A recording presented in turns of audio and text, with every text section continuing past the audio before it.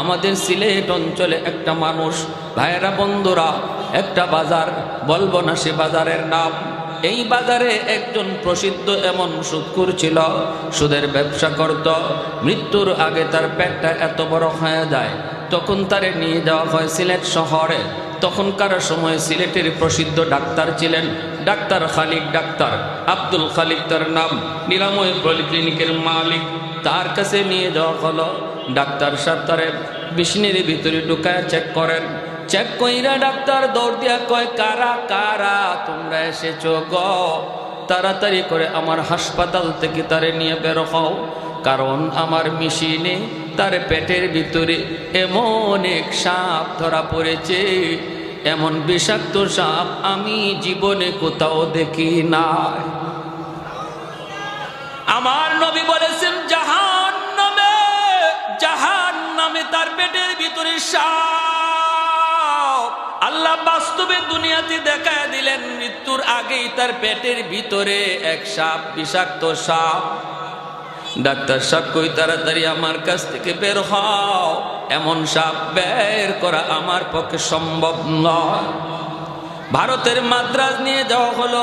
মাদ্রাজের ডাক্তাররাও বলতেছে আমাদের মিশনও সাপ ধরা পড়ছে, এই সাপ বের করা আমাদের পক্ষে সম্ভব নয়, তাড়াতাড়ি করে তোমরা বাংলাদেশে ফেরত যাও।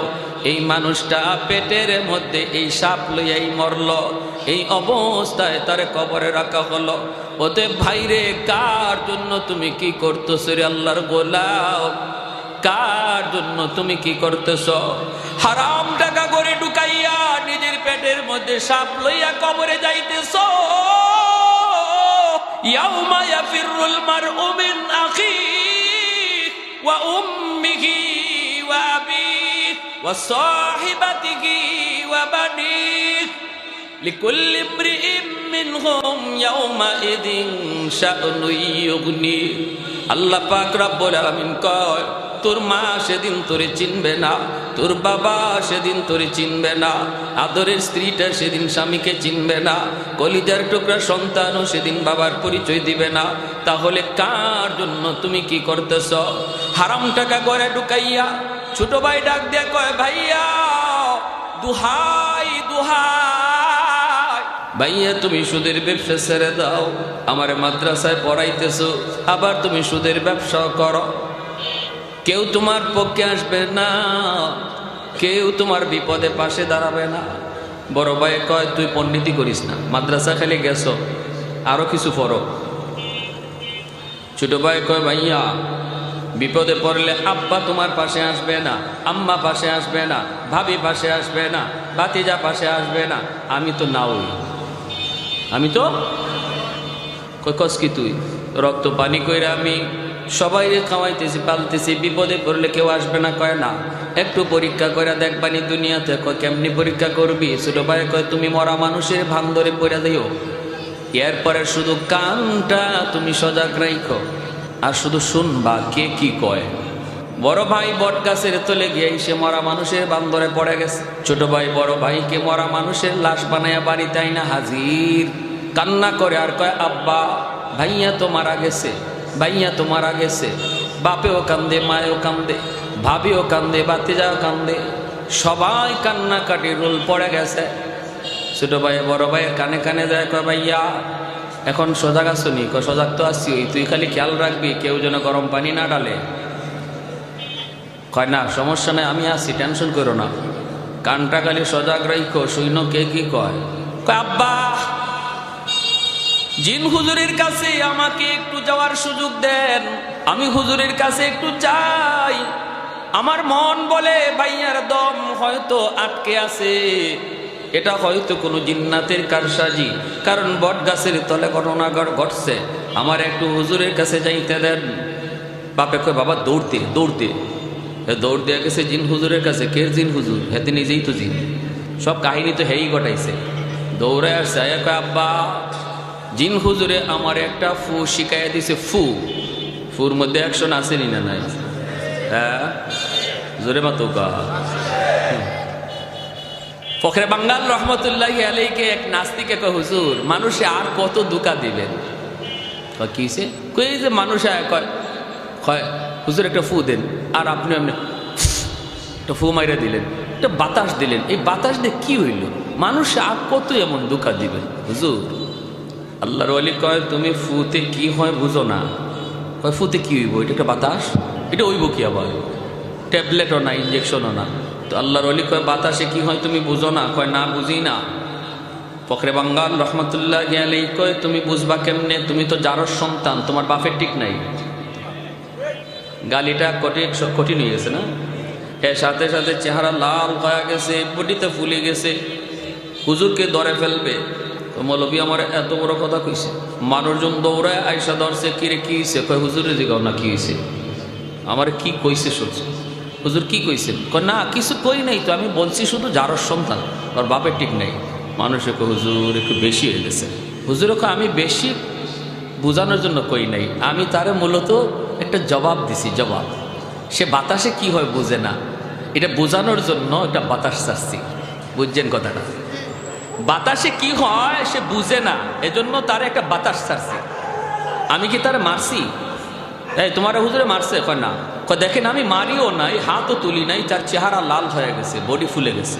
কি করলাম? একটা বাতাস ছাড়লাম, তাও কি নাপাক বাতাস। একটা নাপাক গালির বাতাসে যদি তার চেহারা লাল বানায় দেয়, বডি ফুলাইয়া দেয়, বডিতে যদি এমন আসর করে একটা নাপাক বাতাসে, আল্লাহর কালাম পাক পাক কালাম পইরা বাতাস দিলে যে অ্যাকশন হয়, এটা বুঝাইলাম। কি বুঝলেন? পণ্ডিতি সব জায়গায় না, যার যার সাবজেক্টে পণ্ডিতি করো, ঠিক কিনা? জোরে ক। সাবজেক্টের বাইরে আইসো না, সাবজেক্টের বাইরে আইসো লাভ নাই। আমাদের সিলেটের নুরুদ্দিন ঘরপুরি রহমতুল্লাহ আলাইহি, সিলেটি মানুষ এখানে আসেননি? একজন পাইছি, দুইজন, মাশাআল্লাহ আছে, বেশ কতজনই আছে। নুরুদ্দিন ঘরপুরি রহমতুল্লাহ আলাইহি বহুত বড় বুজুর্গ ছিলেন, আল্লাহর ওলি। ইনি শনি মঙ্গলবারে ফু দিতেন। ফু মানুষের বোতল নিয়ে। অসুবিধা হইতেছে আপনাদের? বয়ান চলবে ইনশাল্লাহ? আমার তো সব বয়ান সামনেই রয়ে গেছে, আপনাদের আগ্রহ দেখে এখন ডাইনে বামা যাওয়া শুরু করছি। নুরুদ্দিন ঘরপুরি রহমতুল্লাহ আলাইহি শনি মঙ্গলবারে ফু দিতেন। শনি মঙ্গলবারে হাজার হাজার মানুষ, গতকাল মাহফিল গেছে, গর্ভ মাদ্রাসার মাহফিল, হাজার হাজার মানুষ জমা হইতো। এখন এতগুলা মানুষের বোতলে হুজুরে ফু দিলেও তো একদিন লাগবে। এজন্য হুজুরে মাদ্রাসার সামনে বিশাল বড় এক পুকুর আছিল, পুকুর। এই পুকুরের মাঝে ফু দিয়ে হুজুর চলে যাইতেন, আর বলতেন পুকুরের পানি নাও। এই বিশাল বড় পুকুরের মধ্যে ফু দিয়া চলে যেতেন, আর মানুষ পুকুর থেকে বোতল ভরে পানি নিত, এই পানিতে কাজ হয়ে যেত। আল্লাহর কালামে আসর আসেনি না নাই? এক লোক লন্ডন থেকে আসছে, হুজুরের বহুত বড় ভক্ত। আয়া কয় হুজুর আমি বড় আশা করে আসছি হুজুর, আপনার কাছ থেকে আমি এক বোতল পানি ভরা নিমু লন্ডন। আল্লাহর ওলি কয়তেন নিয়ে যাও, পুকুরে ফু দিছি তো। কয় হুজুর পুকুরের এক কোনায় আপনি ফু দিছেন, আর এক কোনায় গেল কেমনে? এই ফু ওই কোনায় যায় কেমনে? হুজুর আমার ইয়াকিন হয় না। হুজুর আমার একটু আপনি খাস ভাবে একটা ফু দিয়া দেন, আমি পানি খান লন্ডন নিতাম। আচ্ছা, তো আল্লাহর ওলি কয় তোমার ইয়াকিন হয় না? কয় না হুজুর ইয়াকিন হয়, কিন্তু ইতমিনানে কলব হয় না, আত্মার প্রশান্তি হয় না। তা আল্লাহর ওলি বলেছে ঠিক আছে, তোমার প্রশান্তি হোক, কেমনে হবে? কয় আমার এই জগের মধ্যে যদি আপনি একটা ফু দেন, কাচের জগ। আল্লাহর ওলি বলেন আমি ফু দিতেছি, তুমি জগ ভালো করে ধরো। আল্লাহু আকবার, জোরে কও। উনি বলেন আমি খাস ভাবে তোমারে ফু দিতেছি, তুমি জগ ধরো। কো হুজুর এটা কি কোন? জগ তো ধরছি। কো ভালো করে ধরো। কাচের জগ এভাবে ধরছে। আমাদের উস্তাদগণ পাশে ছিলেন যারা দেখছেন, আল্লাহর ওলি হাতে একটা লাঠি থাকতো সব সময়, দাঁড়াইছেন লাঠিটা লইয়া, উঠতে বলেন কই জগ আনো। ধরছ? ধরছি হুজুর। আস্তে করে পানিতে খালি একটা ফু দিছেন, সাথে সাথে এই কাচের জগ টাস টাস করে ব্যাঙ্গে চৌচির পানি নিচে পড়ে গেছে। আল্লাহ, আল্লাহর কালামে আসর আসেনি না? কোন কথা তাসলাম? ও ছোট ভাই, দেখছেন কোথেকে কই গেছি।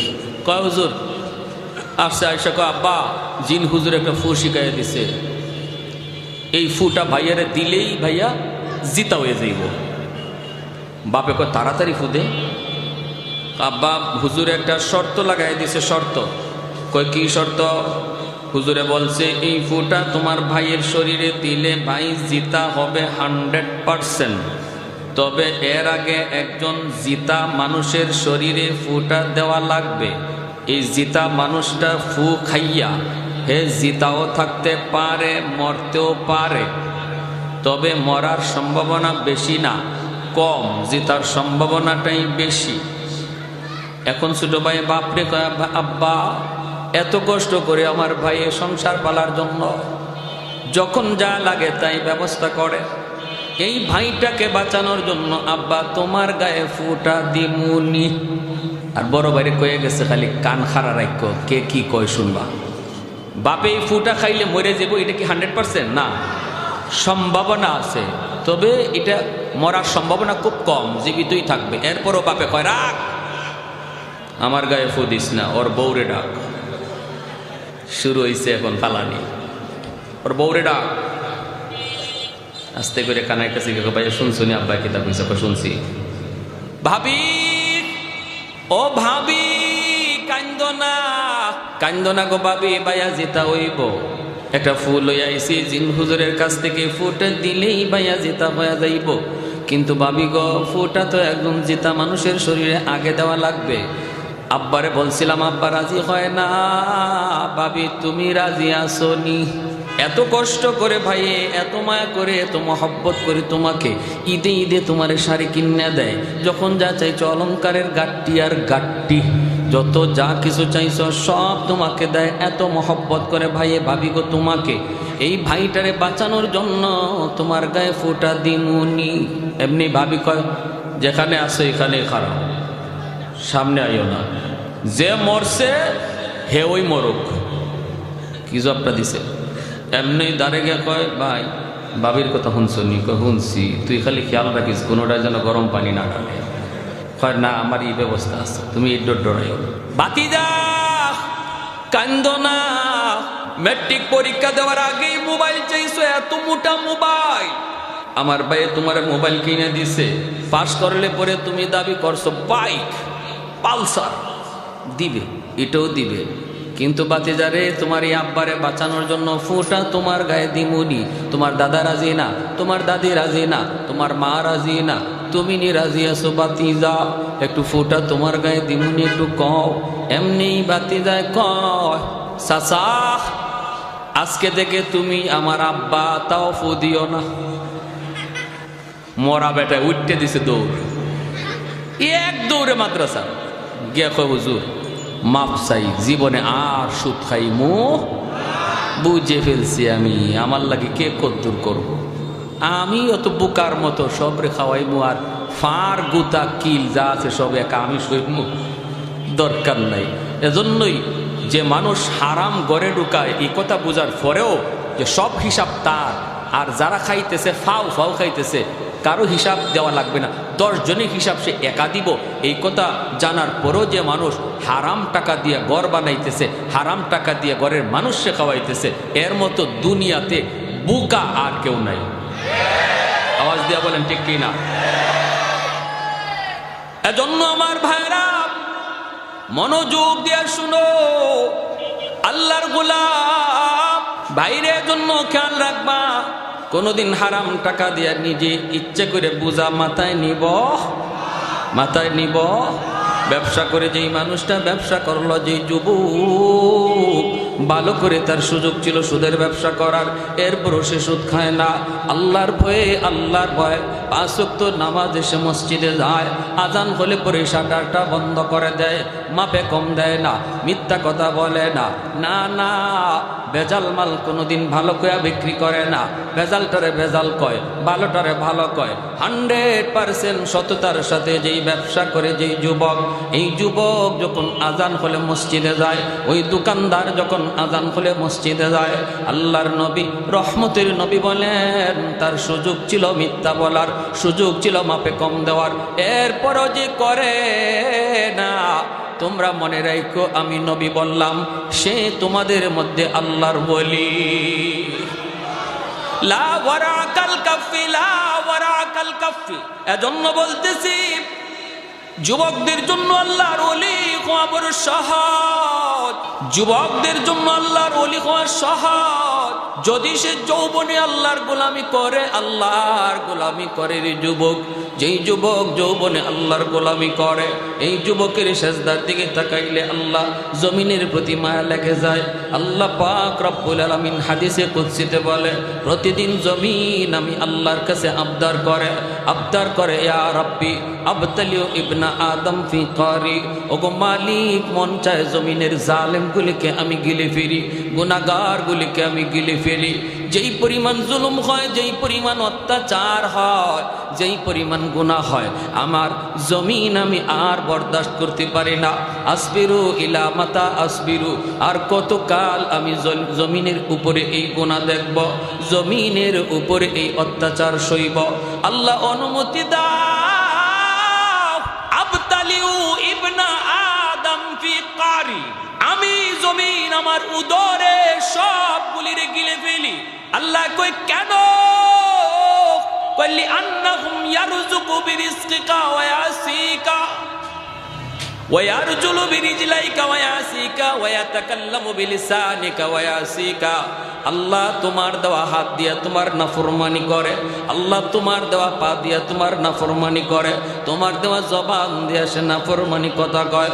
আসবিরু ইলা মাতা আসবিরু, আমি জমিন আর কতকাল বরদাস্ত করব, অনুমতি দাও, অনুমতি দাও। এমনি ভাবে আল্লাহ পাক কয়, আলা কুল্লা ইয়াউমিন ওয়াল আরদা ইয়াস্তাজিলু রাব্বাহু, আলা কুল্লা ইয়াউমিন ওয়াল মালাইকাতু ইয়াস্তাজিলু রাব্বাহু, আলা কুল্লা ইয়াউমিন ওয়াল বাহরা ইয়াস্তাজিলু রাব্বাহু। এমনি ভাবে ফেরেশতারা পর্যন্ত আবদার করে, মালিক জমিনের দিকে তাকাইলে বড় কষ্ট লাগে, অন্যায় হয়, অত্যাচার হয়, জুলুম হয়, গুনাহ হয়। আল্লাহ আমরা ফেরেশতারা আর কত সইব, আর কত দেখব। এমনি ভাবে আলা কুল্লা ইয়াউমিন ওয়াল বাহরা ইয়াস্তাজিলু রাব্বাহু, আল্লাহ বলেন সাগর মহাসাগর গুলিও প্রতিদিন আল্লাহর কাছে এই আবদার করে। সাগর ডাক দিয়া কো, মালিক আমি সাগর, তুমি আল্লাহর কত বড় কুদরত, কত বড় কুদরত, কিন্তু এই কুদরত দেখার জন্য কিছু নাফরমান সাগরের পারে আইসা কত নাফরমানি করে। আমি সাগর আর কত দেখব, আমি সাগর আর কত সইব। আল্লাহ অনুমতি দাও, অনুমতি দাও, জমিনটে পাক বানায়া দে, পানি দে ডুবায়া সব নাপাককে ধুয়ে দিই। রব্বুল আলামিন কয়, এরে জমিন বরদাস্ত কর, চুপ হ। এ ফেরেশতারা তোরা চুপ থাক, এ সাগর মহাসাগর চুপ রহ। এই জমিনে এখনো 4 শ্রেণী, এখনো 4 দল আছে। এই 4 শ্রেণীর কারণে আমি আল্লাহ জমিন টিকায় রাখছি। লাউলা মাশাইখ রুক্কা والشباب خشا والأطفال ردا والأنعام ردا لجعلت السماء حديدا والأرض خفصفا والتراب رمادا وما أنزلت من السماء قطرا وما أنبت من الأرض نباتا بل أنزلت عليكم العذاب صبا। আল্লাহ পাক রব্বুল আলামিন বলে, এই জমিনের ভিতরে এখনো কিছু আমার বৃদ্ধ বান্দা বান্দি রয়েছে, যাদের কোমরে ব্যথা, হাঁটুতে তার ব্যথা, কোমরে ব্যথা, হাঁটুতে ব্যথা। এরপরও আমার বান্দা টুকটুক টুকটুক করে আমি আল্লাহর ঘর মসজিদে চলে যায় রে, সেজদা দিতে তার কষ্ট হয়। এরপরও আমি আল্লাহর কদমে সেজদা দেয়, মাথা ঝুঁকাইলে আর মাথা তুলতে পারে না, তবু আমার কদমে সেজদা দিয়ে মাথা ঝুঁকায়। তার ওই মাথা ঝুঁকানি দেখলে এই জমিনের প্রতি আমি আল্লাহর মায়া লেগে যায়। ওয়াশবাবু খুশা, আল্লাহ বলে জমিনের ভিতরে এমনও কিছু যুবক, এমনও কিছু যুবক রয়েছে যৌবনের পাগলামি করে না, যৌবনকালে তারে আমি আল্লাহর গোলামি করতে দেখা যায়।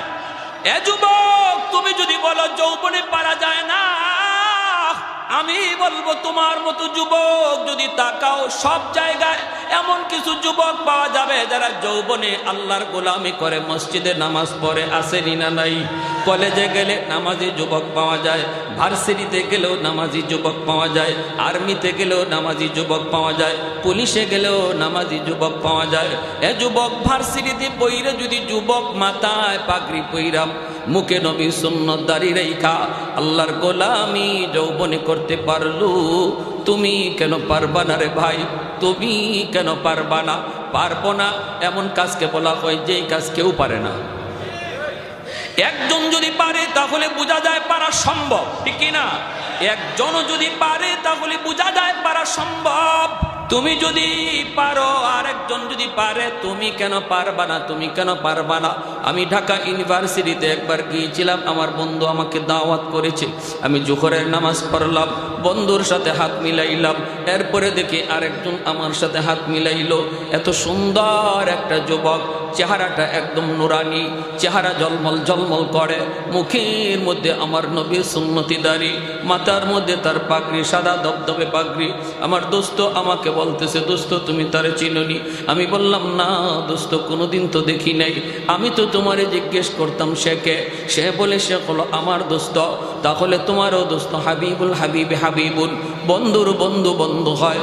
আমি বললাম দোস্ত, এত বড় একজন মুফতি সাহেব তোমার দোস্ত হয় কেমনে? কয় না রে দোস্ত, সে মুফতিও না, আলেমও না, মাদ্রাসায় পড়েও না, তার জীবনের শুরুই হয়েছে সেই স্কুল কলেজ দিয়া। আল্লাহু আকবার। ঢাকা ইউনিভার্সিটির মতো জায়গায় ভর্তি পরীক্ষায় ফার্স্ট ক্লাস ফার্স্ট হয়েছে, ইংলিশে অনার্স নিয়েছে, ইউনিভার্সিটির ভিতরে সে ফার্স্ট ক্লাস ছাত্র। ভার্সিটির সমস্ত শিক্ষকরা, টিচাররা, প্রফেসররা তারে বড় সম্মান করে, তারে বড় মায়া করে, আমরাও তারে বড় সম্মান করি, ইজ্জত করি। ইউনিভার্সিটির মধ্যে সে 1 নম্বর ছাত্র। আমি তখন হাতটা মিলাই, বুকটা মিলাইলাম, কপালে চুমুকাইলাম আর বললাম, যুবক, এই পরিবেশে থাকতে তোমার বুঝি কষ্ট হয় না? এই পরিবেশে তুমি চলতেছো এই পোশাক নিয়া, যেই পোশাক এই পরিবেশে মানায় না, এরপরও তুমি চলতেছো, তোমার বুঝি কষ্ট হয় না?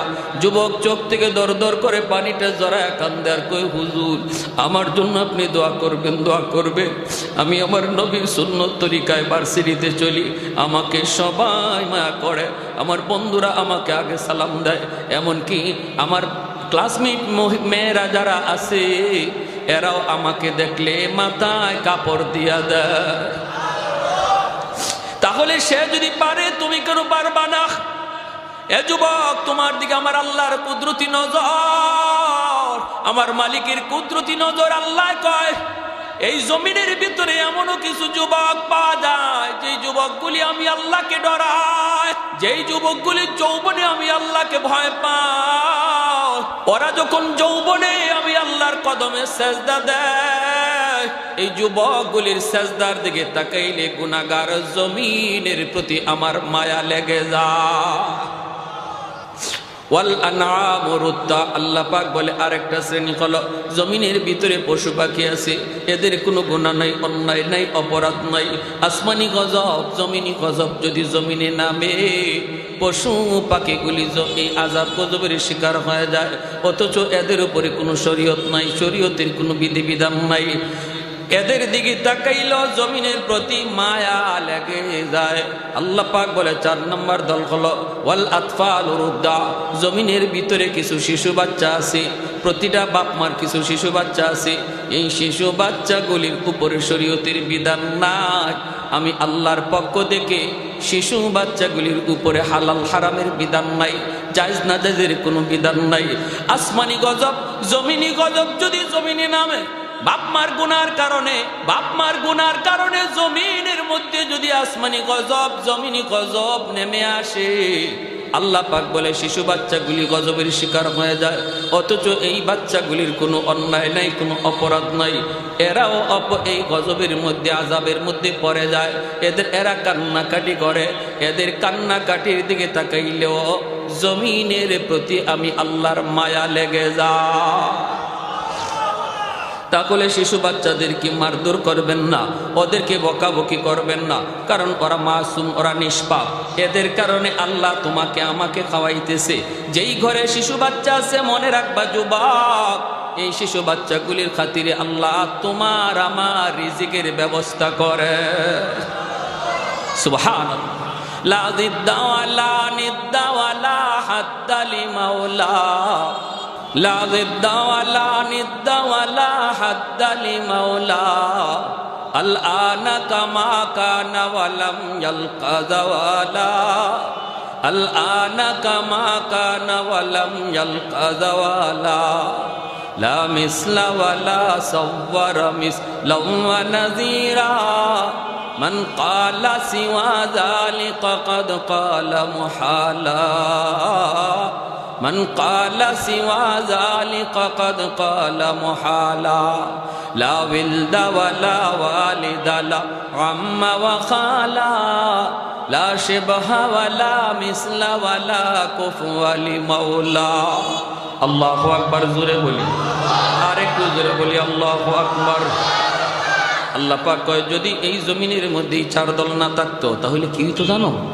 আল্লাহ বলতেছে লা জাআলতুস সামাআ হাদিদা ওয়াল আরদা খাফসাফা ওয়াত তুরাবা রামাদা ওয়ামা আনজালতু মিনাস সামাই কাতরা ওয়ামা আনবাতু মিনাল আরদি নাবাতা বাল আনজালতু আলাইকুমুল আযাবা সাব্বা আল্লাহ পাক রব্বুল আলামিন বলেন যদি এই চার দল জমিনের মধ্যে না থাকতো এই জমিনকে এই আসমানকে আমি আল্লাহ লোহা বানায় দিতাম জমিনকে আমি তামা বানায় দিতাম ওয়ামা আনজালতু মিনাস সামাই কাতরা এক ফোঁটা রহমতের বৃষ্টি জমিনের ভিতরে আমি নাজিল করতাম না ওয়ামা আম্বাতু মিনাল আরদি নাবাতা একটা শস্যের দানাও জমিনে উৎপাদন হতে আমি দিতাম না বাল আনজালতু আলাইকুমুল আযাবা সাব্বা আল্লাহ বলেন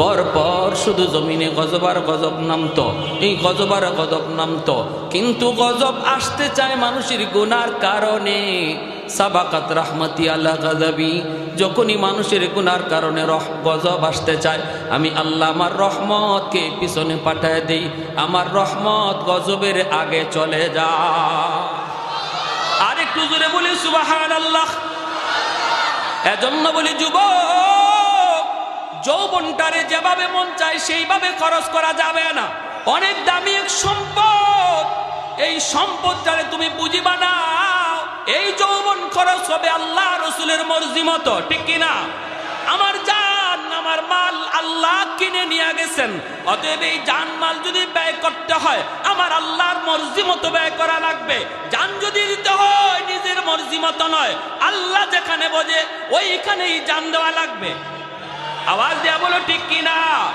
ইন্নাল্লাহ আশতারা মিনাল মুমিনিন আনফুসাহুম ওয়া আমওয়ালাহুম বিআন্না লাহুমুল জান্নাহ আল্লাহ কয় মুমিন আমি আল্লাহ তোমার জান আমি আল্লাহ তোমার মাল জান্নাতের বিনিময়ে কিনে নিছি আমাদের জানমাল কিনে নিছেন কে বিনিময়ে আল্লাহ দিয়া দিবেন জান্নাত বিনিময়ে দিয়া দিয়েছেন জান্নাত জানতো একদিন এমনি দেওয়া লাগবে তবে আল্লাহর মাল যদি আল্লাহরে বুঝাইতে পারি আল্লাহ ওয়াদা করছেন বান্দা মরতে দেরি আমি আল্লাহর ওয়াদা জান্নাত দিতে দেরি হবে না তাহলে আল্লাহর মর্জি মতো যদি জান দেওয়ার প্ল্যান আসে সময় আসে দিতে প্রস্তুত কারা কারা হাত উঠে দেখা আল্লাহ কবুল করে জুড়ে বলি আমিন গত দুদিন আগে মসজিদে আকসার ইমামকে গুম করা হয়েছে আপনারা জানলে অবাক হবেন বাইতুল মুকাদ্দাসের ইমামকে গুম করে ফেলেছে ইসরাইলি হায়নার দল আমাদের আর ঘুমায় থাকার সুযোগ নাই মুমিন মনে রাখবা জীবন একদিন দেওয়াই লাগবে কিন্তু সেই জীবন আল্লাহর পথে দিতে রাজি আমরা ইনশাআল্লাহ পশ্চিমাদের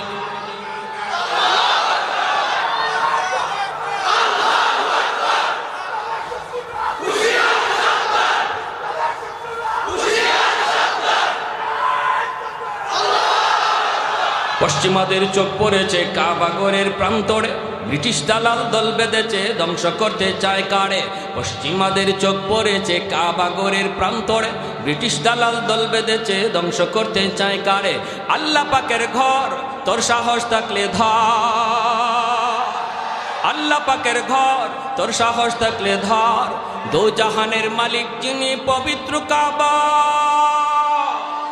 ওই আরবের দিন বাঁচাতে সত্য ন্যায়ের মুক্তি চাই মুহাম্মদের বাহিনী আজ আসলে তোদের রক্ষা নাই ওই আরবের দিন বাঁচাতে সত্য ন্যায়ের মুক্তি চাই মুহাম্মদের বাহিনী আজ আসলে তোদের রক্ষা নাই মুহাম্মদুর রাসূলুল্লাহর বাহিনী আসেনি হাত উঠে বলো আসেনি একটু দাঁড়াও, জেগে ওঠো ওহে মুসলমান, আর কতদিন দিন ইসলামের সইবে অপমান।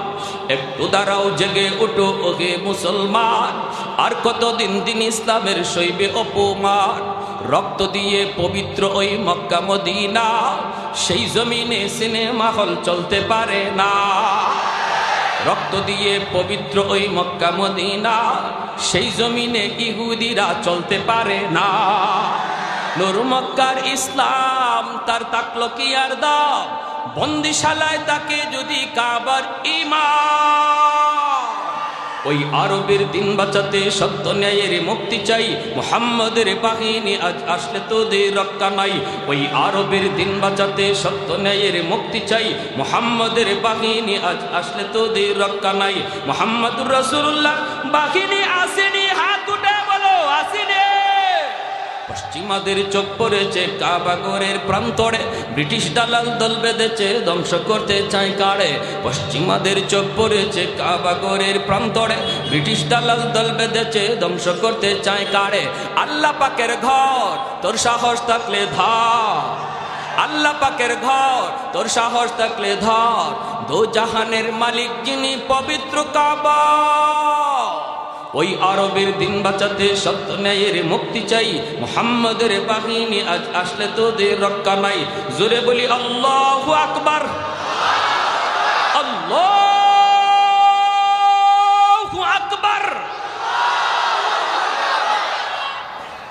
ভয় পেয়েছেন?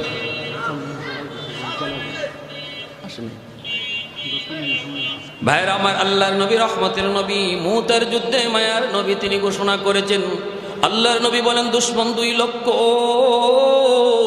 মুজাহিদ বাহিনী মাত্র 3000। আল্লাহু আকবার জোরে কোন। দুশমন হলো 2 লক্ষ, মুজাহিদ বাহিনী মাত্র কয় হাজার? আরো জোরে কয় হাজার? মায়ার নবী দয়ার নবী বলেন, সাহাবীরা শোনো, আজকের যুদ্ধ হবে ইসলামের ইতিহাসের ঐতিহাসিক যুদ্ধ। এই যুদ্ধে আমি নবী 3 জন সেনাপতি নিযুক্ত করলাম। নবী বলেন 1 নম্বর সেনাপতি হবে আমার পালক পুত্র যায়েদ ইবনে হারেসা। আল্লাহর নবী বলেন, আমার যায়েদ যদি শহীদ হয়ে যায় সেনাপতি হবে জাফর ইবনে আবি তালিব। নবী বলেন, জাফর যদি শহীদ হয়ে যায় সেনাপতি হবে আব্দুল্লাহ ইবনে রাওয়াহা। আব্দুল্লাহ যদি শহীদ হয়ে যায় সেনাপতি হবে চতুর্থ একজন। চতুর্থ নম্বর সেনাপতির নাম নবী ঘোষণা করেন নাই, 3 জন সেনাপতির নাম নবী ঘোষণা করেছেন। 1 নম্বরে নবী বলেছেন যায়েদ ইবনে হারেসা, আমার নবীর পালক পুত্র, নবীর একমাত্র পালক পুত্র যায়েদ ইবনে হারেসা। নবী বলেন যায়েদ যদি শহীদ হয়ে যায় সেনাপতি হবে জাফর। এতেই বোঝা গেল মদিনার মসজিদের পাশেই একটা কান্নার রুল পড়ে গেল। সমস্ত সাহাবায়ে কেরাম বুঝে ফেললেন এই যুদ্ধে নবীর সন্তান, নবীর সন্তান যায়েদ তিনি শহীদ হয়ে যাবেন, কারণ নবী যায়েদের নামের সাথে শহীদ শব্দ লাগায়া দিছে। দ্বিতীয় সেনাপতি জাফর ইবনে আবি তালিব। নবী বলেন আমার জাফর যদি শহীদ হয়ে যায় সেনাপতি হবে আব্দুল্লাহ ইবনে রাওয়াহা। সাহাবায়ে কেরাম বুঝে গেছেন জাফর শহীদ হয়ে যাবেন, এমনকি জাফর নিজেও বুঝে গেছেন তিনি শহীদ হবেন, যায়েদ নিজেও বুঝছেন তিনি শহীদ হবেন। 3 নম্বর সেনাপতি নবী বলেন আব্দুল্লাহ ইবনে রাওয়াহা। আব্দুল্লাহ যদি শহীদ হয়ে যায় সেনাপতি হবে চতুর্থ একজন, তাহলে আব্দুল্লাহ শহীদ হয়ে যাবেন। আব্দুল্লাহর নামের সাথেও শহীদ শব্দ লাগানো হয়েছে। 3 জন সাহাবী তারা নিশ্চিতভাবে বুঝে গেলেন এই যুদ্ধই তাদের জীবনের শেষ যুদ্ধ, এই যুদ্ধ থেকে তারা ফিরবেন না, এই যুদ্ধ তাদের জীবনের শেষ যুদ্ধ। এরপরও বিন্দু পরিমাণ পিছু হটতে রাজি না। এই কথা নবীকে বলেন না, নবীকে আমার একটু সমস্যা আছে, ওগো নবী আমি অসুস্থ, আমার ঘরে কিছু কাম আছে, একজনও এই কথা বলেন না। মায়ের নবী বলেছেন যুদ্ধে যাওয়া লাগবে, নিশ্চিত শহীদ জানার পরও তারা রাজি হয়ে গেল। আল্লাহর নবী বলে যাও যাও বিদায় নিয়ে আসো। নবী বলেন জাফর যাও বিদায় নিয়ে আসো। নবী বলেন আব্দুল্লাহ যাও তুমি বিদায় নিয়ে আসো। পরিবারের কাছ থেকে বিদায় নেওয়ার জন্য তিনজন যার যার পরিবারে গেলেন। যায়েদ ইবনে হারেসা তিনি কোথায় যাবেন? মদিনায় তার কেউ নাই, মদিনায় শুধু আমার নবী মায়ার নবী, যাকে তিনি আব্বা বলে ডাকেন। আমার নবীও জায়েদকে কলিজার টুকরা সন্তান কয়ে ডাকেন। আল্লাহর নবী, রহমতের নবী, মায়ার নবী বলেন, জায়েদ বিদায় নাও। জায়েদ বলে, নবী গো, কার কাছ থেকে বিদায় নেব? আল্লাহর নবী কয়, 10 বছরের তোমার একটা সন্তান উসামা, উসামার কাছ থেকে বিদায় নিয়ে আসো। উসামা আমার নবীর নাতি, উসামাকে আল্লাহর নবী মায়া করে আদর করেন। উসামার কাছেই জায়েদ গেলেন বিদায় নেওয়ার জন্য। যাইয়া নিজের বাচ্চাটারে কুলে তুলে নেন, কপালে চুমু খান, গালে চুমু খান। আর জায়েদ কান্দে আর কয়, বাবা আব্বু জিহাদে যাইতেছি, হয়তো এই জিহাদের ময়দান থেকে আব্বু আর জীবিত ফিরবো না। এই চুমাটাই, এই আদরটাই আমার জীবনের শেষ আদর। কোনোদিন যদি বাবার কথা ইয়াদ হয়, শাম সিরিয়ার রাস্তার কোনো এক কিনারায় বাবার কবর খুঁজে নিও। আল্লাহ নবীর কাছ থেকে জায়েদ বিদায় নেন। প্রথম সেনাপতি নবী বানাইছেন সন্তানকে। এ ভাইয়েরা, নেতার নেতৃত্বের গুণ শিখে যাও। নেতা কাকে বলে? নেতা তো পৃথিবীর, তুমি যদি সফল নেতা হতে চাও, পৃথিবীর শ্রেষ্ঠ সফল নেতা ছিলেন আমার নবী। নবীর কাছ থেকে আদর্শ শিখো। জিহাদের ময়দানে নবী নিজের সন্তানকে প্রথম সেনাপতি বানায় পাঠাইছেন। এই যুদ্ধে, যেই যুদ্ধে সন্তান আর ফিরে আসবে না, এটা নবী আল্লাহর কাছ থেকে জানছেন। জানার পরে প্রথম সেনাপতি বানাইছেন নিজের সন্তানকে। আর আমরা নেতাগিরি করি, আরেকজনের পুলারে রাস্তায় নামাইয়া নিজের পুলারে আমেরিকা পড়াই, ঠিক কিনা? নিজের পুলা লন্ডন কানাডায় পড়ে, আর গরিবের পুলার হাতে অস্ত্র দিয়ে রাস্তায় পাঠাই। এই হলো নেতা। আর আমার নবীর নেতৃত্ব বুঝেন। নবী জানেন আল্লাহর কাছ থেকে এই যুদ্ধে কেউ ফিরবে না সেনাপতি। সেই জায়গায় নবী তার সন্তানকে সর্বপ্রথম সেনাপতি বানাইছে। আদর্শ শিখে যাও। আল্লাহর নবী বলেন, জায়েদ তুমি বিদায় নিয়ে আসো। জাফর ইবনে আবি তালিব তিনিও বিদায় নিতে চলে গেলেন বাড়িতে। নিজের বাড়িতে বিদায় নিতে গেলেন। যায় দেখেন বিবি কোরআন তেলাওয়াত করে। ছোট্ট দুইটা বালক জায়েদের, 4 বছরের একটা ছেলে, 6 বছরের একটা ছেলে। এই দুটা ছেলে মায়ের পাশে বসে বসে কোরআন তেলাওয়াত শুনতেছে। মা যদি কোরআন তেলাওয়াত করে সন্তান হাফেজ কোরআন হয়। মা যদি বেশি বেশি কোরআন তেলাওয়াত করে সন্তান কোরআনের হাফেজ হয়। মা যদি পর্দা করে সন্তান পর্দা শিখে। মা যদি নামাজ পড়ে সন্তান নামাজি হয়। মার আমলটাই সন্তান বেশি আসর করে বেশি ফলো করে। কারণ মাকে সন্তানরা বেশি পায়, অল টাইম পায়। বাবাকে এত সময় সন্তানরা পায় না। মাকে যত টাইম সন্তান পায়। পেটে ছিল 10 মাস 10 দিন, তাও মায়ের সাথে। দুধ খাইছে, তাও মায়ের সাথে। একটু ছোট্ট, তাও মায়ের কাছে। বাবা ঘরের বাহিরে। এজন্য আল্লাহর নবী বলেন, আল মারআতু রাইয়াতুন আলা বাইতি যাওজিহা ওয়া ওয়ালাদিহি। নবী বলেন, একজন মাকে সন্তানের ব্যাপারে আল্লাহ 2 বার জিগাইব, বাবারে 1 বার জিগাইব। মায়ের জবাবদিহিতা বাবার চেয়ে বেশি। এজন্যই মায়েরা একটু খেয়াল করে শোনো, সন্তানের আসর বাবার চেয়ে মায়েরটা সন্তানের উপরে বেশি পড়ে। এজন্যই শরীয়ত কয়েকজন দিনদার মা, এ যুবক, সবার আগে সন্তানের মা তুমি নির্বাচন তুমি করো রে যুবক। মন চাইলেই সুন্দরের দিকে দৌড় দিও না, বংশের দিকে দৌড়ায়ও না, টাকা পয়সার দিকে দৌড়ায়ও না। ফাজবার বিজাতিদ দ্বীন, সবার আগে খুঁজো তার ভিতরে দিনদারি আছে না নাই, শরীয়তের পর্দা আল্লাহর বান্দি করেনি না না। এটা সবার আগে তুমি দেখো। কারণ বিয়েটা একটা ছেলে খেলা নয়। এই বিয়ের দ্বারা পরবর্তী জেনারেশন এর উপরে নির্ভর করে। আমি যদি একটা আদর্শ সন্তান চাই, মা ভক্ত বাবা ভক্ত সন্তান চাই, একজন দিনদার আল্লাহওয়ালা সন্তান চাই, যদিও সে ডাক্তার কিন্তু দিনদার যেন হয়, ইঞ্জিনিয়ার হইল যেন আদর্শ ইঞ্জিনিয়ার হয়। এমন একটা সন্তান যদি তুমি চাও, সবার আগে মা তোমাকে ভালো মা নির্বাচন করতে হবে। ঠিক কিনা? জোরে বলেন, আরো জোরে বলেন, ঠিক কিনা? জাফর ইবনে আবি তালিব তিনি গেলেন বিবির কাছ থেকে বিদায় নেওয়ার জন্য। যায় দেখেন বিবি কোরআন তেলাওয়াত করতেছেন। ছোট্ট দুইটা বালক, ছোট্ট দুইটা সন্তান মায়ের পাশে বসে বসে নিরিবিলি কোরআন তেলাওয়াত শুনতেছে।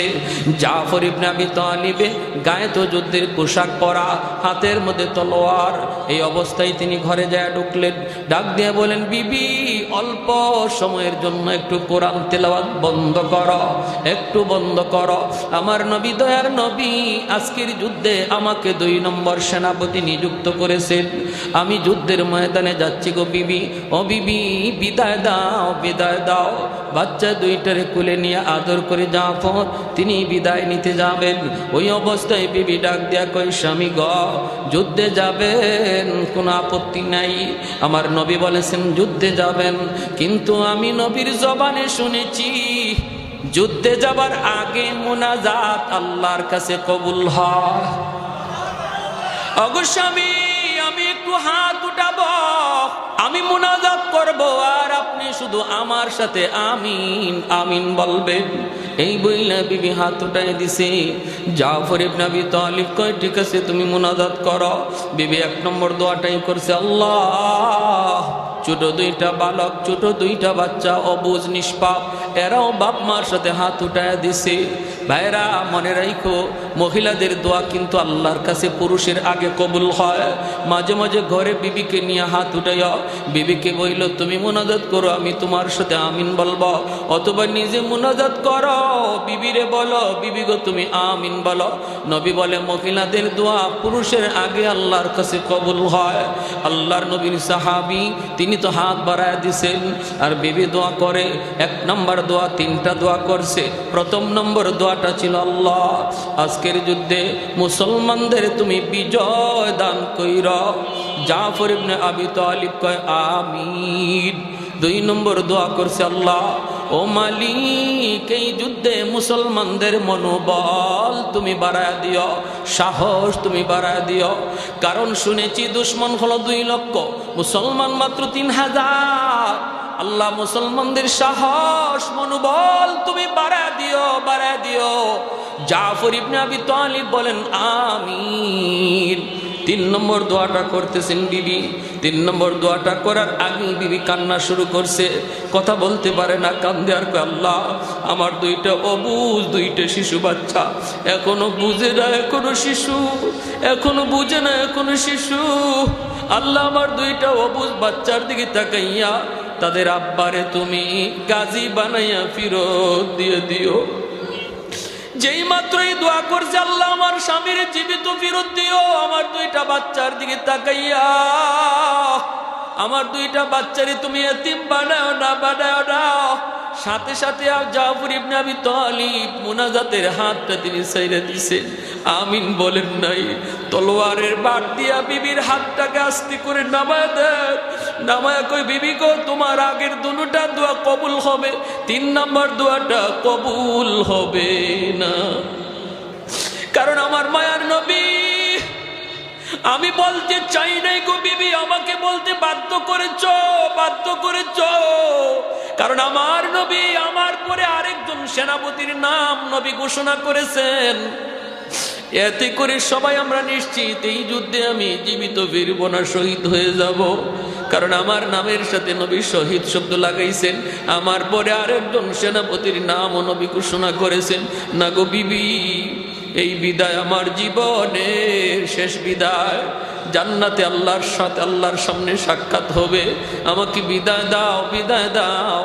এই বইলা বাচ্চাগুলির চুমু খাইয়া, বাচ্চাগুলির চোখের পানিটা মুইসা জাফর ইবনে আবি তালিব জিহাদের ময়দানে রওনা দিলেন। 3 জনই টাটকা যুবক, 3 জনই টাটকা যুবক ছিলেন। যৌবনের তাগরাত, যৌবনের পুরা চাহিদা ছিল তাদের। এই যৌবন কালটা আমার আল্লাহ রসুলকে খুশি করার জন্য কিভাবে নিশ্চিত মরণ জানার পরেও সামনের দিকে আগাইতেছেন। আব্দুল্লাহ ইবনে রাওয়াহা 3 নম্বর সেনাপতি। নবী বলেন, আব্দুল্লাহ যাও বিদায় নিয়ে আসো। কে সে আব্দুল্লাহ ইবনে রাওয়াহা? মাত্র ওই দিন তার বিবাহ হয়েছে, নতুন বিবির সাথে এখনো সাক্ষাৎ হয় নাই, এখনো বিবির চেহারা আব্দুল্লাহ দেখে নাই। বিবি ও স্বামীর চেহারাটা দেখেন নাই। বিবাহের আসরের মধ্যেই খবর গেছে মায়ার নবী তোমাকে মদিনার মসজিদে ডাকেন। আব্দুল্লাহ ইবনে রাওয়াহা আগ্ধ হয়ে গেছে, বিবাহ হয়ে গেছে, আন্দর রুমে ঢুকবেন, বিবিকে দেখবেন। ওই মুহূর্তে বিবির চেহারা দেখার আগেই নবীর ডাক এসে গেছে। আব্দুল্লাহ কই না গো, আমার বিবির চেহারা আমার কাছে বড় নয়, আমার নবীর চেহারা বড়। আমার বিবির চেহারা আমার কাছে দামি নয়, মায়ার নয়, আমার কাছে জীবনের চেয়ে আমার বেশি মায়ার হলো আমার নবীর চেহারা। না না, আন্দরের ভিতরেও যাওয়া যাবে না। এখান থেকেই তিনি মদিনার মসজিদে চলে আসলেন। আসা মাত্রই দেখেন মায়ার নবী ঘোষণা দিতেছেন, আজকের যুদ্ধে 3 নম্বর সেনাপতি আমার আব্দুল্লাহ। আর বলতেছেন নবী আমার আব্দুল্লাহ যদি শহীদ হয়ে যায় তার মানে নিশ্চিত শহীদ। আল্লাহু আকবার। কারণ আমার নবী নিজের থেকে কিছুই বলেন না, আল্লাহর ইশারায় বলেন, ঠিক কি না? মা ইয়ান্তিকু আনিল হাওয়া ইন হুয়া ইল্লা ওয়াহয়ুন ইউহা। আল্লাহর নবী রহমতের নবী যখন বলেছেন আমার আব্দুল্লাহ যদি শহীদ হয়ে যায়, চতুর্থ সেনাপতি হবে মুসলমানের ভিতর থেকে একজন, মুসলমানের ভিতর থেকে একজন। এই কথা বলার দ্বারা আব্দুল্লাহ নিজেও বুঝে গেলেন এই যুদ্ধই তার জীবনের শেষ যুদ্ধ। মদিনার মসজিদের সাহাবায়ে কেরামের ভিতরে একটা চাপা কান্নার রুল পড়ে গেল। আব্দুল্লাহ কান্দে, সাহাবায়ে কেরাম কান্দে, কিন্তু যে 3 জনের নাম ঘোষণা করছে তারা কান্দে না, তারা বরং হাসে। আল্লাহু আকবার, জোরে কর। ভাইরা বন্ধুরা, কারণ তারা তো জানতেন আল জিহাদ মুখতাসারু তরিকিন ইলাল জান্নাহ, জিহাদ হলো জান্নাতে যাওয়ার বাইপাস রাস্তা। আল্লাহু আকবার। জিহাদ হলো জান্নাতে যাওয়ার বাইপাস রাস্তা। আমি আপনি জান্নাতে যেতে গেলে নামাজের হিসাব দেওয়া লাগবে, রাস্তায় রাস্তায় চেকপোস্ট আছে, পুলিশের চেকপোস্ট আছে। বিশ্ব রোড দিয়া যাইতে গেলে জায়গায় জায়গায় চেকপোস্ট আছে, কাগজ দেখায় দেখায় সামনে যাওয়া লাগবে। ঠিক তেমনিভাবে জান্নাতে যাওয়ার পথেও আমাকে নামাজের কাগজ দেখাতে হবে, রোজার কাগজ দেখাতে হবে, হজের কাগজ দেখাতে হবে, হালাল হারামের কাগজ দেখাইতে হবে। কিন্তু আল্লাহর নবী রহমতের নবী বলেন একজন মুজাহিদ আল্লাহর রাস্তায় যে শহীদ হয়েছে সে যখন জান্নাতে যাবে আল্লাহ বলবে তুমি বাইপাস আসো, পুলিশ যেদিকে নাই ওই দিকে আসো, বাইপাস আসো বিশ্ব রোড বাদ দিয়া। একজন মুজাহিদ যে শহীদ হয়েছে বাইপাস জান্নাতে চলে যাবে, তার কোনো চেকপোস্ট লাগবে না। আর একটু জোরে কন্যা সুবহানাল্লাহ। আহাদুন লাইসা কামিসলি সামাদুন লাইসা কাফাদলি লিমানিল মুলকু তুগুই তু সাজাওয়ার খুদাই, লিমানিল মুলকু তুগুই তু সাজাওয়ার খুদাই, তু খুদাবন্দ ইয়ামিনি তু খুদাবন্দ ইয়াসারি, তো খুদাবন্দ জমিনি তো খুদাবন্দ সমাই, তো রহিমি তো করিমি তো সমিঈ তো বসিরি, তো মুইদ্দি তো মুদিল্লি তো মালিকিল আরশি বজাই, বরি আজ খুরদন ও খুফতন বরি আজ তহমত মরদন, বরি আজ বিম উমিদি বরি আজ রঞ্জ বালাই। আল্লাহু আকবার। আব্দুল্লাহ ইবনে রাওয়াহা বিদায় নেওয়ার জন্য নতুন বিবির কাছে যান। ঘোড়ার পিঠে সওয়ার, যুদ্ধের পোশাক পরে তিনি রওনা দিলেন। বন্ধুদেরকেও সাথে নিয়ে গেলেন, সঙ্গী সাথীদের নিয়ে তিনি বাড়ির দরজার পাশে যা ডাক দিলেন, বিবি গো বিবি, বিদায় দাও বিদায় দাও, যুদ্ধে যাচ্ছি। মায়ার নবী আজকের যুদ্ধে আমাকে 3 নম্বর সেনাপতি ঘোষণা করেছেন। ও বিবি, আমি তোমার হক আদায় করতে পারলাম না, আমি তোমার হক আদায় করতে পারলাম না, এজন্য তুমি আমাকে কোনো দায়ী করো না। কিয়ামতের ময়দানে আল্লাহর তৈরি জান্নাতে দেখা হবে। এই বইলা বিবির কাছ থেকে তিনি বিদায় নেন। দরজা বন্ধ। আন্দর থেকে বিবি ডাক দেয়া কই, স্বামী গো, একটা বারের জন্য আপনি ঘরের ভিতরে আসুন, আমি প্রাণ ভরে শুধু আপনার চেহারাখানা এক নজর দেখব, যেন হাসরের মাঠে আমার স্বামীকে দেখলে আমি স্ত্রী যেন স্বামীকে চিনতে পারি। এক নজর শুধু চেহারাটা দেখবো গো স্বামী। জিহাদে যাইতেছো যাও, বাধা নাই, আমাকে একটা বারের জন্য চেহারাটা দেখার সুযোগ দাও, সুযোগ দাও। আব্দুল্লাহ ইবনে রাওয়াহা তখন আওয়াজ দিয়ে কই, না গো বিবি, আমি ভিতরে ঢুকবো না, আমার চেহারা তোমাকে দেখাবো না, আমিও তোমার চেহারা দেখবো না, কারণ আমি শুনেছি তুমি আরবের অনেক সুন্দরী নারী, অনেক সুন্দরী তুমি। আমি যদি তোমার চেহারা দেখি, মায়াবী চেহারা, হয়তো জিহাদের ময়দানে আমার মনে পড়ে যেতে পারে। যদি তোমার চেহারা জিহাদের ময়দানে আমার মনে পড়ে, জিহাদ করতে আমার ব্যাঘাত ঘটবে। না গো বিবি, না, দেখলাম না, চিনলাম না, আল্লাহর তৈরি জান্নাতে আল্লাহ তোমার আমার পরিচয় আল্লাহ করায় দিবে। এ আমার মা বোনেরা, খেয়াল করে শোনো গো মা, একটা বারের জন্য দরজা খুইলা তিনি ঘরের বাইরে আসতে পারতেন স্বামীকে এক নজর দেখার জন্য। একজন স্ত্রী, নতুন বউ, তার মনের ভিতরে কি পরিমাণ তামান্না ছিল, স্বামীর চেহারাটা এক নজরে তিনি দেখবে, স্বামীকে শুধু পরিচয় পাওয়ার জন্য। মনের ভিতরে কত আকাঙ্ক্ষা, কত আকাঙ্ক্ষা। এরপরও মনের সমস্ত চাহাতকে তিনি দাবায় রাখলেন। কেন? কারণ বের হলে পর্দা লঙ্ঘন হবে। স্বামীর সাথে অনেক পরপুরুষ রয়েছে, বের হলেই পর্দা লঙ্ঘন হবে। আল্লাহর বিধান পর্দাকে এত গুরুত্ব দিলেন, আল্লাহর বিধান পর্দাটাকে এত মানলেন, মনের এত চাহাত থাকার পরেও তিনি বের হলেন না বাইরে। এজন্য বলতেছি যে এই সকল মহিলারা দুনিয়াতে এমন পর্দা মাইনা চলবা গো মা, কিয়ামতের ময়দানে আব্দুল্লাহ ইবনে রাওয়াহার বিবি আর খাতুনে জান্নাত ফাতেমা রাদিয়াল্লাহু তাআলা আনহার সাথে আল্লাহ দুনিয়ার পর্দানিশীন নারীদের আল্লাহ জান্নাত দান করবে। ভাইরা বন্ধুরা, এজন্য বলতেছিলাম, ইনি বিদায় নিলেন, বিদায় নিয়ে যুদ্ধের ময়দানে চলে গেলেন। যুদ্ধ শুরু হয়ে গেল। দুশ্মন কয় লাখ মনে আছে আপনাদের? কয় লাখ? দুশ্মন হলো 2 লাখ, মুসলমান মাত্র কয় হাজার? মাত্র কয় হাজার? মাত্র 3000। যুদ্ধ শুরু হয়ে গেল। বলুন তো, মুসলমান যুদ্ধ করে শক্তি, মুসলমান যুদ্ধ করে অস্ত্র বলের উপরে না আল্লাহর সাহায্যে? মুসলমান যুদ্ধ করে শক্তি বলের উপরে না আল্লাহর সাহায্যে? ওয়ালা তাকিনু ওয়ালা তাহজানু ওয়া আনতুমুল আ'লাউনা ইন কুনতুম মুমিনিন। আল্লাহ পাক রব্বুল আলামিন কয়, ভয় নাই, টেনশন নাই, বিজয় তোমাদেরই হবে। সংখ্যায় যদি তোমরা কম হও, অস্ত্র যদি তোমাদের কম হয়, বিজয় তোমাদেরই হবে যদি তোমরা খাঁটি মুমিন হতে পারো। খাঁটি মুমিন কাকে বলে? যে সর্বদা আল্লাহর উপর ভরসা করে। কার উপর? জোরে বলেন, কার উপর? খাঁটি মুমিন কাকে বলে? খাঁটি মুমিন বলে যে আল্লাহর উপর ভরসা করে। কার উপর? ওমাইয়া তাওয়াক্কাল আলাল্লাহ ফাহুয়া হাসবুহ। তাওয়াক্কুল করব কার উপর? আল্লাহ বলে, বান্দা তুমি আমার উপর যেই পরিমাণ ভরসা করবা, আমি আল্লাহ তোমার সাথে ওই রকম লেনদেন করব। ভরসা করব আমরা আল্লাহর উপর 100-100, আল্লাহ 100-100ই লেনদেন আমার সাথে করবে। আমাদের ভরসা তো আল্লাহর উপরে 100-100 নাই। কেউ 10%, কেউ 20%, কেউ 50%, অর্ধেকের উপরেই নাই। কেউ আমরা অর্ধেক আল্লাহর উপরে ভরসা করি, অর্ধেক দোকানের উপরে, অর্ধেক চাকরির উপরে, অর্ধেক মেম্বারের উপরে, অর্ধেক চেয়ারম্যানের উপরে, অর্ধেক নেতার উপরে। এই ভরসা নিয়ে আমরা চলি, বিধায় আল্লাহ পাক আমাদের সাথে লেনদেন ওই রকমই করে। আল্লাহ পাকের আচরণটা এমনই হয়। ডাকাতের দল বের হয়েছে, ডাকাত সর্দার তাকায় দেখে, হায় হায়, ঘটনা কি?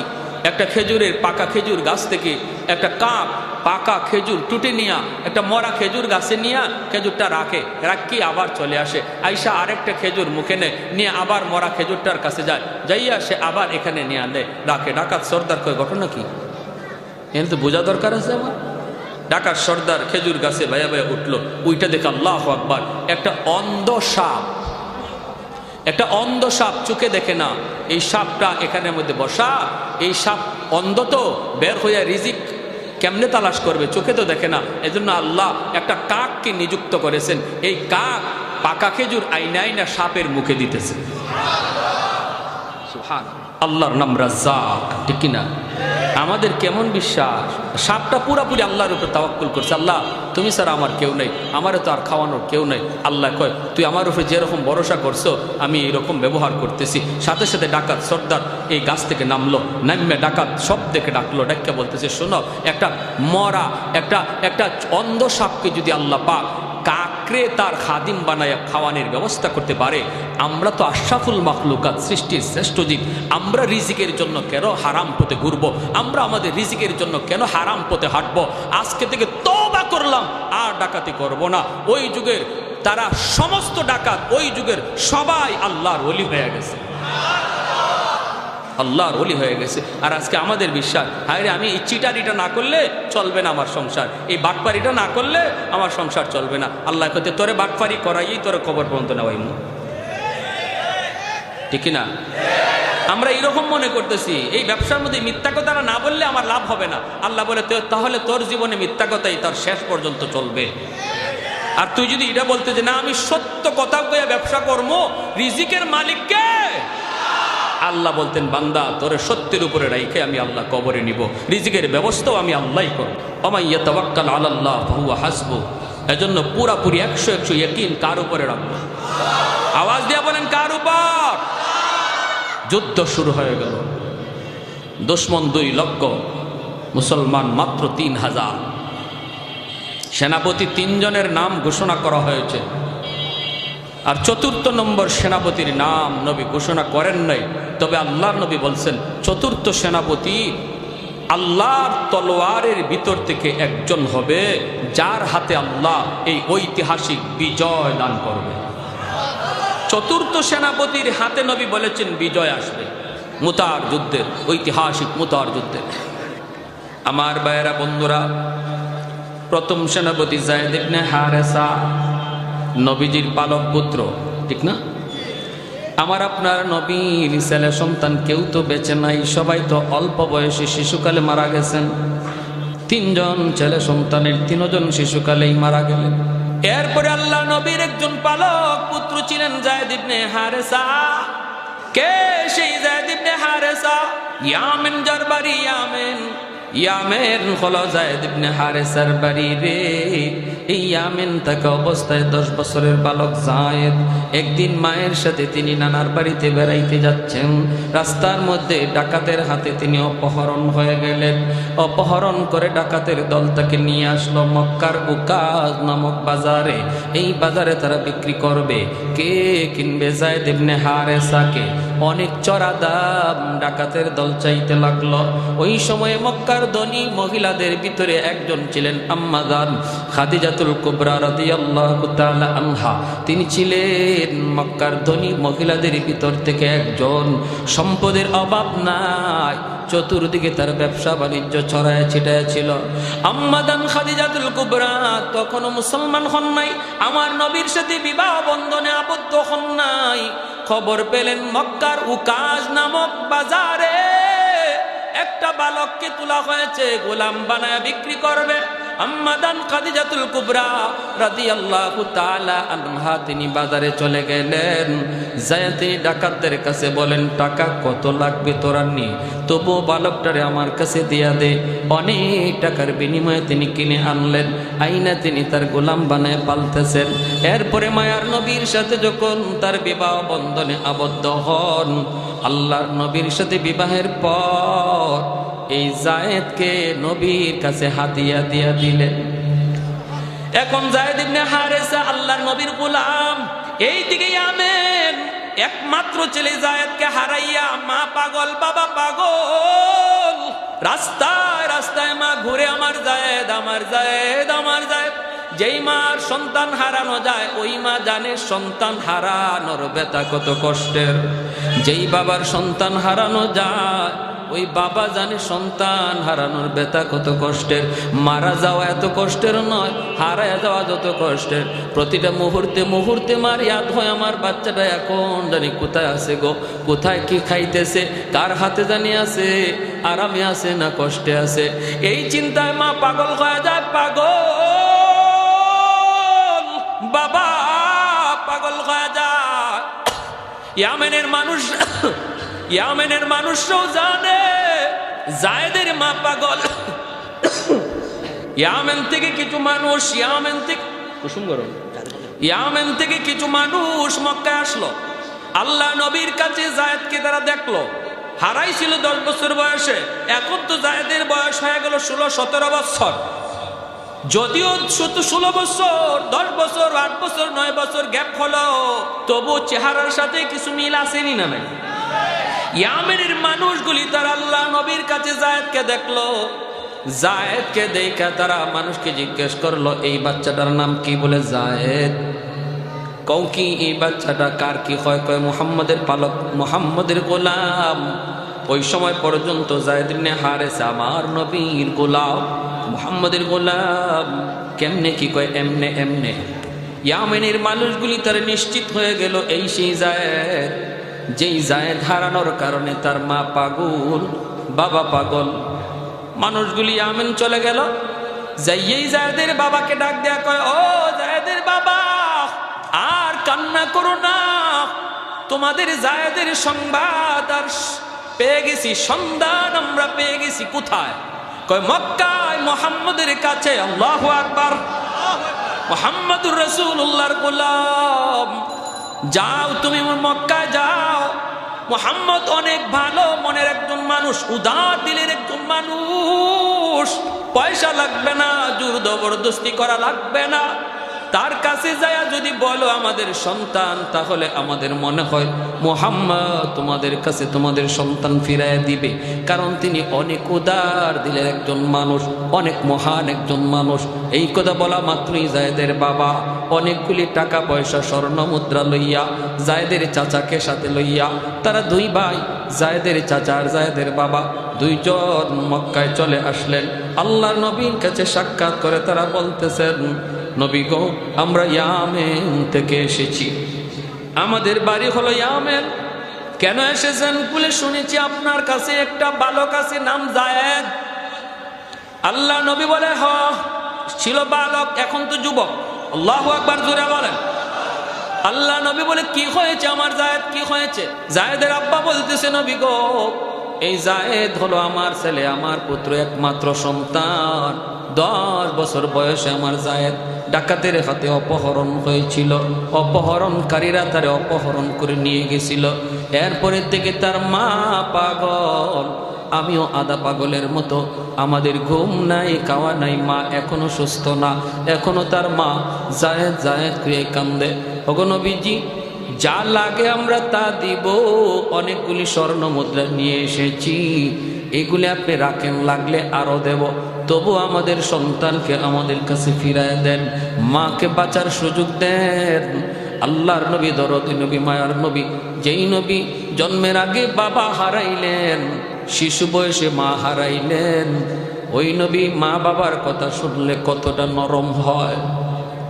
আল্লাহ নবী নরম হয়ে গেল। নবী বলেন, বাবা টাকা লাগবে না, স্বর্ণ মুদ্রা লাগবে না, আমি নবী বাবা পাই না। জন্মের পর থেকে কোনোদিন বাবা ডাক আমি নবী দিতে পারি না। আব্বু ডাকের ভিতরে কত মজা আমি মুহাম্মদ জানি না। একটু বুঝ হওয়ার পরে মা হারাইলাম। জায়েদ যেহেতু আপনাদের সন্তান বলতেছেন, আমি বিন্দু পরিমাণ বাধা দিব না, আটকাবো না, রাখবো না। আমি জায়েদকে আপনাদের কাছে দিয়ে দিব, কোনো টাকা পয়সা লাগবে না। তবে আমার জায়েদকে একটু জিগাইতে হবে, জায়েদ আপনাদেরকে চিনে কি না। আল্লাহ নবী ডাক দিলেন, পাশের রুমেই ছিলেন জায়েদ। নবী ডাক দিলেন, বাবা জায়েদ, জায়েদ ইবনে হারেসা। আল্লাহ নবীর ডাক শোনা মাত্রই ঘরের ভিতরে ঢুকে তিনি তাকায় দেখেন, পাশেই দাঁড়ায় আছেন, নবীর পাশেই বসা আছেন 2 জন মানুষ। একজনের চেহারার দিকে তাকায় তিনি জায়েদ চিনে ফেলেছেন, ইনি আমার 10 বছর আগে হারানো বাবা, ইনি আমার চাচা। জায়েদ চিনে ফেলেছেন, বাবাকে চিনে ফেলেছেন, চাচাকে চিনে ফেলেছেন। আল্লাহ নবী রহমতের নবী বলেন, জায়েদ তুমি কি ওদেরকে চিনছ? জায়েদ কয়, নবী গো আমি চিনে ফেলেছি, ইনি আমার আব্বা, ইনি আমার চাচা। আল্লাহ নবী বলে, জায়েদ তুমি যে হারায় গেছিলা, তোমাকে ডাকাতের দল যে অপহরণ করে নিয়ে এসেছে, কোনো দিন আমি নবীর কাছে তুমি তো বলো নাই রে জায়েদ। জায়েদ বলে নবী গো কেমন করে বলবো? কেন আমি বলবো? কারণ মায়ের আদর, বাবার আদর, সমস্ত আদর আমি আপনার কাছে পাইছি। মা হারানোর ব্যথা, বাবা হারানোর ব্যথা, মা হারানোর ব্যথা, বাবা হারানোর ব্যথা, মা বাবার অভাব তো আমি টের পাই নাই। আল্লাহ নবী রহমতের নবী কই জায়েদ এমন কথা বলে না, বাবা বাবা তো বাবাই, মা তো মা। তোমার মা পাগল হয়েছে, শুধু জায়েদ জায়েদ করে। বাবা চলে যাও, বাবার সাথে মায়ের কাছে চলে যাও, বাপ মার কাছে চলে যাও, তারা নিতে আসছে। আমি খুশি মনে তোমাকে বিদায় দিলাম। যেই মাত্র নবী এই কথা বলছেন, জায়েদ তো মাথা নিচের দিকে দিয়ে কান্না শুরু করছে, কথা বলে না, নড়ে না, চড়ে না। আল্লাহর নবী বুঝতে পেরে নবী আবার বলতেছেন, জায়েদ তুমি যদি তোমার আব্বা আম্মার সাথে যেতে চাও, আমি নবী বাধা দিব না, তুমি চলে যেতে পারো, বিনিময়ে আমি কিছুই নিব না। আর যদি আমি নবীর সাথে তুমি থাকতে চাও, আমি তোমাকে আমার বুকে আগলাইয়া রাখবো। আল্লাহু আকবার, জোরে কর। আর যদি তুমি আমি নবীর সাথে থাকতে চাও, আমি তোমাকে আমার বুকে আগলাইয়া রাখবো। যেই মাত্র নবী দুটা অপশন দিয়া দিছেন, এমনি জায়েদ মাথাটা উপরের দিকে উঠাইয়া চোখের পানিটা মুইসা কয়, নবী গো, ওগো মায়ার নবী, আমি সিদ্ধান্ত নিয়েছি, হারানো বাপ মা পাইও আমি বাপ মার কাছে যাইতে রাজি না। আমি সারা জীবন আমার মায়ার নবীর কদমে থাকতে চাই। কেমন দরদি নবী ছিলেন আমার, কেমন দরদি নবী। বাপ মা পায়েও সন্তান বাপ মার কাছে যাইতে চায় না, নবীর কাছে থাকতে চায়। আল্লাহু আকবার, জোরে কর। কাউনাইনে মুখতারে খোদা তুমকো বানায়া, কাউনাইনে মুখতারে খোদা তুমকো বানায়া, উম্মত কা নিগাহবান খুদা तुमको बनाया, उम्मत का निगाहबान खुदा तुमको बनाया। मौला मेरा आका मेरा रहमत की नबी है, ताजदार मदीना है तो माहे अरबी है। अशजार ने देते हैं नबूवत के शहादत, तशकीक कमर में है तो अंगुल की इशारा। अल्लाहु अकबर, जोरे बोली अल्लाहु अकबर। একটু জবান খুলে জিকির করি, লা ইলাহা ইল্লাল্লাহ, লা ইলাহা ইল্লাল্লাহ, লা ইলাহা ইল্লাল্লাহ।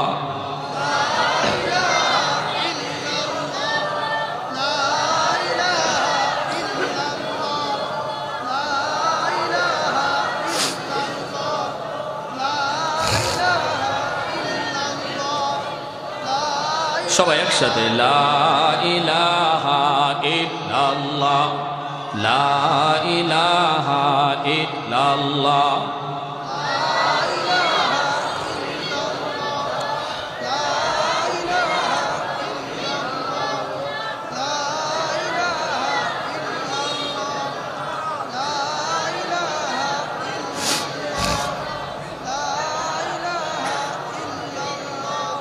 अल्लाहु रब्बुना मुहम्मद नबियुना, अल्लाहु रब्बुना मुहम्मद नबियुना। नहनु नुतिउहुमा, नहनु नुतिउहुमा, नहनु कुल्लुन हिज़्बुल्लाह, ला इलाहा इल्लल्लाह वातसिम बिहब्लिल्लाह, मुजाहिद फी दीनिल्लाह, ला इलाहा इल्लल्लाह, ला इलाहा इल्लल्लाह, ला इलाहा इल्लल्लाह, ला इलाहा इल्लल्लाह। सबाई सबाई, ला इलाहा इल्लल्लाह, ला इलाहा इल्लल्लाह, ला इलाहा इल्लल्लाह, ला इलाहा इल्लल्लाह।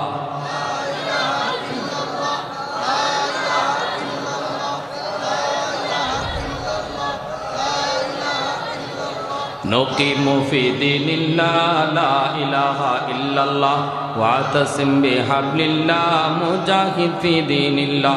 ला नखाफु अमरीका वला नखाफु राशिया, बल नखाफु इल्लल्लाह, ला इलाहा इल्लल्लाह, ला इलाहा इल्लल्लाह, লা ইলাহা ইল্লাল্লাহ, লা ইলাহা ইল্লাল্লাহ, লা ইলাহা ইল্লাল্লাহ।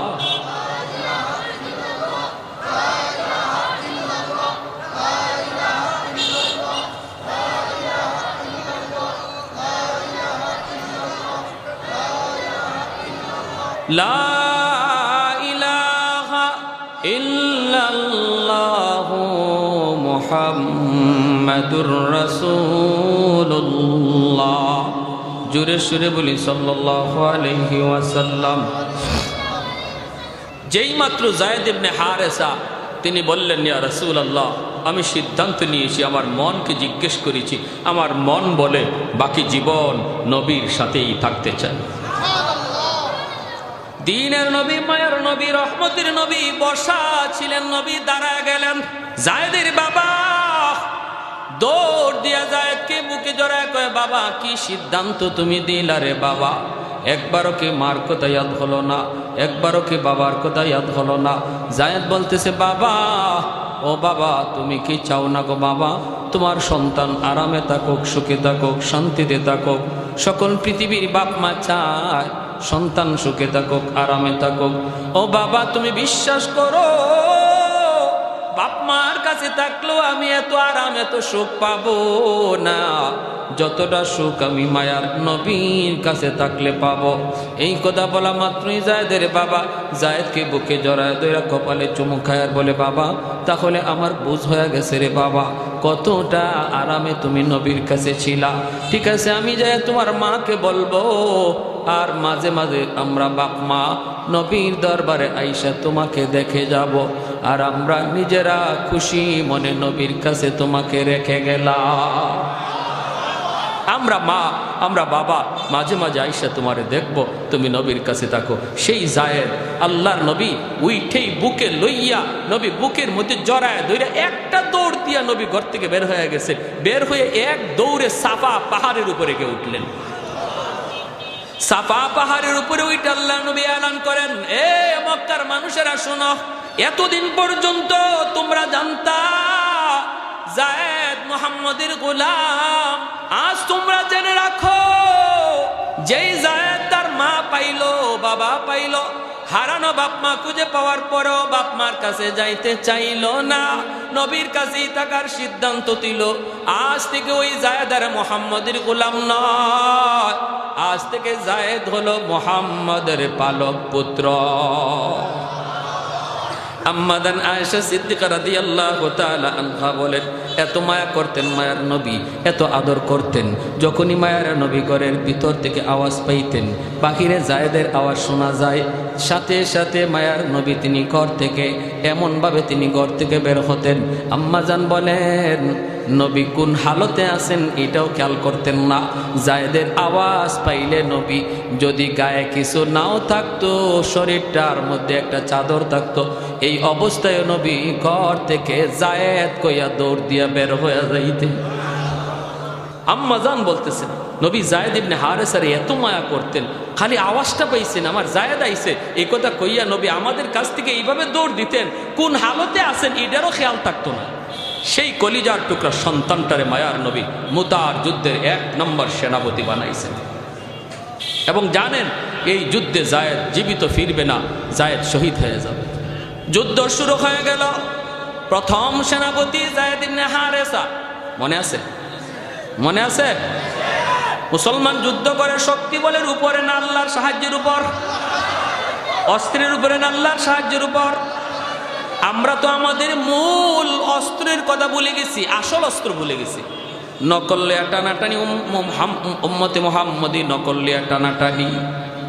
অস্ত্র সংগ্রহ করো, কিন্তু মূল অস্ত্র আমাদের এই আসবাব নয়, মূল অস্ত্র হলো আল্লাহর সাহায্য, আল্লাহকে খুশি করা।